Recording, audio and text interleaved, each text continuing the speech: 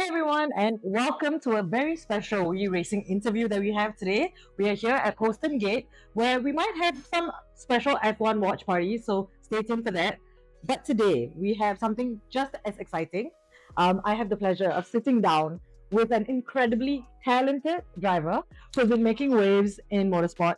She's fierce on the track and passionate about the sport, and a true inspiration for so many. So please welcome Daniella. Hello, it's nice to see you all. Nice to meet you. Nice to meet you. So it's great to have you here. And let's dive straight into it. Okay. So we all know motorsport is not just a sport, it's a way of life. And the 2025 season is shaping up to be one of the most exciting ones in history. And you're right in the middle of it. So your journey into racing has been really inspiring. And can you share the moment you knew you wanted to be in racing and what drove you to pursue it professionally? So when I was 6 years old, my dad took me indoor karting to Daytona, Manchester, now known as Team Sport Trafford. And I actually didn't want to put the suit on at first. I actually cried because I didn't want to put the suit on. no. But as soon as I was in the car, I loved it. And I knew it was a way of life then. And then it was a hobby up until I was about 11, 12. And then I got my Motorsport UK license for national karting. And I just loved it from then on. Learning the data, learning how the kart works, because I set up the kart myself. Wow. Doing the mechanics and everything.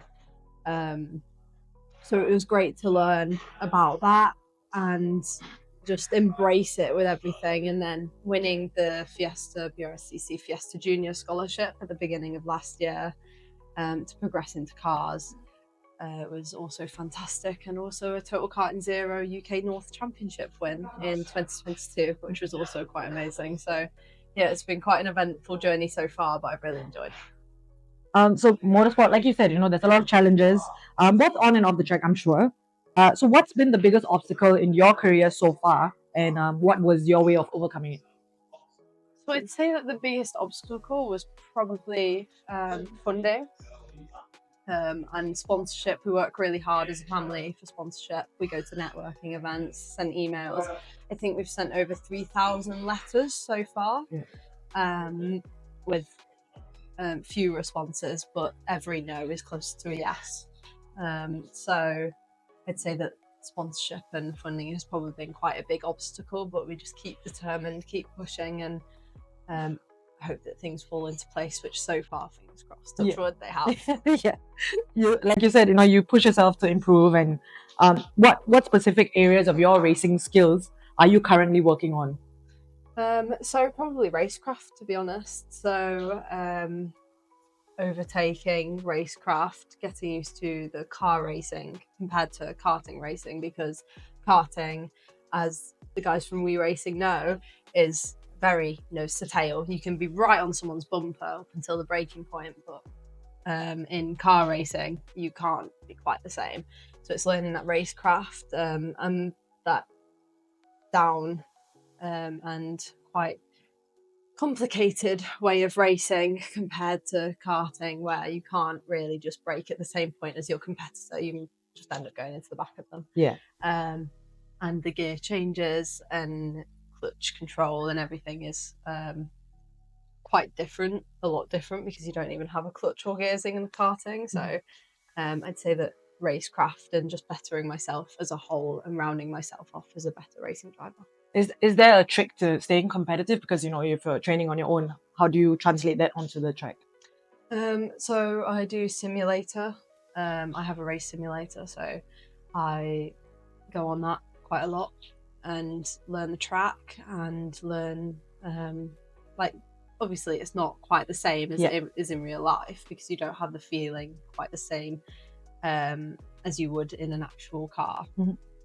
But I'd say that definitely the simulator does help, because it familiarizes me with the track, and the different conditions as well can be kind of transferred over back into, and it helps to sort of visualize the track in my head before I go and test there. So I can be more confident right out the bat. I know roughly where to brake, and even though I might have to develop things, I definitely know that I know roughly where. And also I work hard on my fitness. So fitness is a big part in motorsport. We are athletes as racing drivers. So I'd say that working hard on my fitness, going to the gym, doing lots of cardio work for the race weekends, it's very important too. Do you have like a specific fitness routine that you follow? Or do you have a specific diet routine that you follow? Because it must be very complicated. So I have to I have juvenile arthritis as well, juvenile idiopathic arthritis. So I have to be careful with the foods I eat, and eat a lot of turmeric as well, because that's an anti-inflammatory. So my dad likes to cook curry, so that's, you know, that works. Yeah, that's a win-win. Yeah. So I'd say that looking after my diet is a big thing, because food is fuel, and making sure that I'm getting the right nutrients, eating fruits, vegetables. I actually love broccoli, so that's also same. Not many people do, but I love broccoli. It gets a bad rap, but I think it's good. So superfoods like that as well.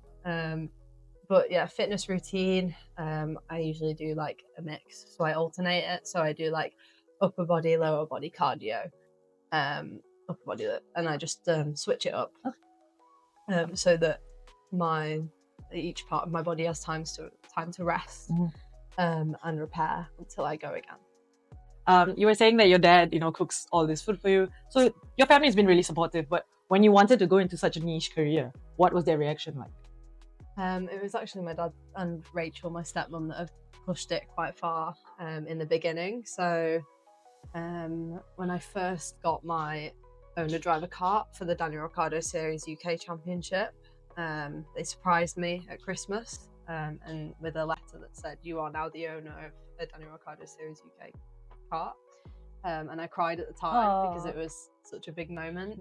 So my parents do sacrifice a lot and work a lot, but after everything, as long as we're all smiling at the end of the race day, then it's a win. No, yeah, it is.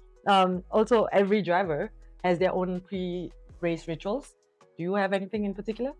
I'd say probably just getting ready and not getting too worried about a race. So putting my earplugs in and then putting my helmet on and everything. I tend to do something weird that I've noticed when I'm driving. Sometimes I'll touch my helmet like that when I'm one-handed in the car, which is kind of weird. I've noticed that just as a weird sort of routine, but I suppose I don't really have a specific routine. Do you listen to music at all before, or are you the ones that need calmness before? Not really. I don't really listen to music or anything. If anything, I try and talk to my driver coaches before the race, my mechanic before the race, and get them to talk me through the processes and set things in and get into the race mood. Nice. So let's talk about women in motorsport. Women in motorsport continue to break barriers. What changes have you seen in recent years regarding this area, and what do you think still needs to change? So I'd say that there is quite a lot at the bottom of motorsport. So the grassroots, like the Jamie Chadwick series at Daytona, and also at the top, like the F1 Academy, the Iron Dames have their race team and other stuff at the top of the sport, but there's not really much in the middle. So I'd say that the level I'm at now, in the middle of car racing, trying to transition from karting to cars, I feel like there's not much support, and there could still be a development within that area for a push for females in motorsport, because at this level now is where statistically women in sport struggle to get sponsorship in any sport. So I'd say that definitely in the middle there probably needs to be a bit more support, but overall at the bottom and the top there is quite a lot. I'm sure that there's a lot of girls who look up to people like you as role models trying to get into sport. Do you have any advice for people like that, younger girls who are trying to get into sport? Just stay determined, keep trying, keep going at it. As I said before, every no is closer to a yes. So even if you're writing to sponsors and it's no, keep going. And my DMs are always open on Instagram and Facebook for more personalised advice and stuff. So if they ever wanted to contact me there through social media, then they can do that as well. Oh, that's really lovely. Thank you for doing that. Do you have any role models of your own that you looked up to? So I'd say I look up to so Natalie Decker is a big one for females in motorsport, because she has the same condition that I have, rheumatoid arthritis. And she races in NASCAR, so I'd say that she was quite a big role model for me. And also I'd say the casual role models like Ayrton Senna and Niki Lauda. I think there's just something about those two drivers, and Schumacher as well, that really stands out, and their determination and want to get better as well. So amazing drivers like that, I aspire, and they're inspirations to me. You were talking about sponsorships and how important it is. Do you have something specific you look for in a sponsor, and how do you ensure that your partnerships are mutually beneficial? To be honest, we look at every company. We've probably written through a whole load of range of companies, and it's more about the partnership between me and them. So we can provide for them hospitality at the race weekends. We can provide logos on the car, logos on the suit, logos on the helmet, social media representation, and advertising, I suppose. So we can try and do quite a lot for the sponsors, but it's what they want. So every sponsorship package can be personalised to them as well. And we also have the DS50 Club, which is more accessible for smaller businesses and local companies. So if they can't quite afford to sponsor on a big level, they can join the DS50 Club, where we have monthly draws before the race weekend for hospitality at the race weekend and logo on the car. So the DS50 Club is a good way to get into supporting me as well. So the 2025 season has already seen a lot of intense on-track battles. What's been your most memorable race so far this year, and what made it so special? So in 2024, I'd say that my most memorable was probably Alton Park, where I finished 5th in class. So that was my best finish all year. Some great racing, and yeah, I love the track Alton Park, so I'd say that was the most memorable. Did you feel like you did something different that race, or was it you're always sticking to a routine? So I felt like I was quite focused. I stayed out of trouble, which is also a big thing in junior racing, because we're all kids, we're all children at the end of the day, or teenagers. So a lot of us do make mistakes and stuff, but staying out of trouble is a big one. But yeah, I felt that race weekend was actually really pretty good. And when you do make mistakes, like, how do you jump back from that? I just think I clear my mind on that lap. Say I make a mistake going into a corner, I've probably already lost like a second, 2 seconds. But I'll just forget about that lap, scrap that lap, kind of cool down, recollect, and then go again for the next lap. Especially if it's qualifying. Say I make a mistake in qualifying, I'm like, okay, calm down, that lap's gone. Maybe even slow down slightly, cool off the tyres, and then go again. So it's just having that mindset of, oh, it's done now, just keep going and get every last bit out of you that you possibly can. So you recently partnered with We Racing as an ambassador driver. What excites you most about this collaboration, and what's your goals with the team? I think it's great to give a bridge and give an inspiration to the grassroots of motorsport that We Racing are in. I think it's great so that they have someone to look up to and someone for advice, and they can see really where it can lead to, because I come from a working class family, and I'm sure that a lot of the drivers in We Racing also come from that sort of background. So it just gives them inspiration, and it makes me feel happy to be able to help the grassroots of the sport as well. And I'm excited for this partnership to move forward, because We Racing have already done a lot for me.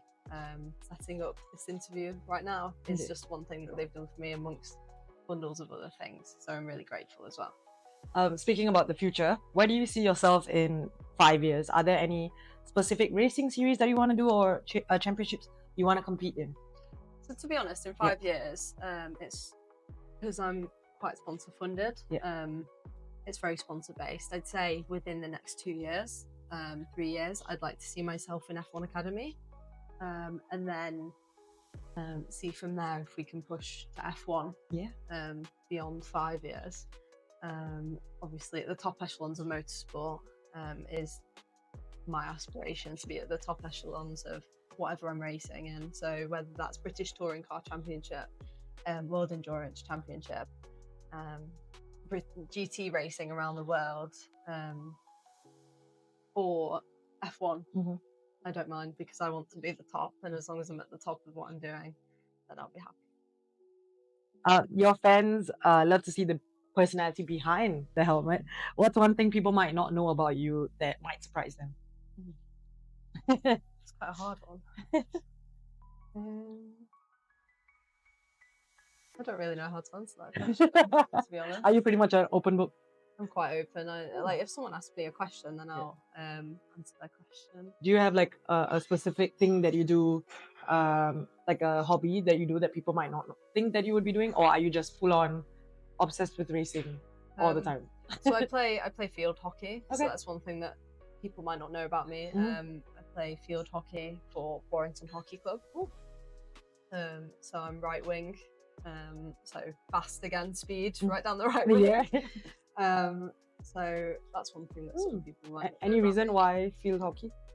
My dad played it. So my dad was actually captain of the men's twos team, and he's played it since I was like 6 years old. So I kind of grew up going to matches and stuff, and it's a good way to get cardio in and teamwork as well. And fitness for my racing. 2025 season, it's shaping up to be a thrilling fight at the top. Who do you think will take the championship this year? Hopefully me. I have to say hopefully me, because we've worked hard on this off season. Very hard on the off season, sending sponsorship emails, going to meetings, the off track stuff as well as the on track stuff. So test days, track days, with the team race car consultants, which have been really helpful. So hopefully me for the championship. Well, I hope so too for you. And thank you so much for sharing so much with us today. And I'm so excited to see what you're going to do with We Racing. Thank you. Thank you for interviewing me. And thank you to We Racing for setting this up. To all of you watching today, stay tuned. We've got more exciting content coming your way. Don't forget to join us at our first F1 watch party coming really soon right here at Postern Gate next month. See you soon.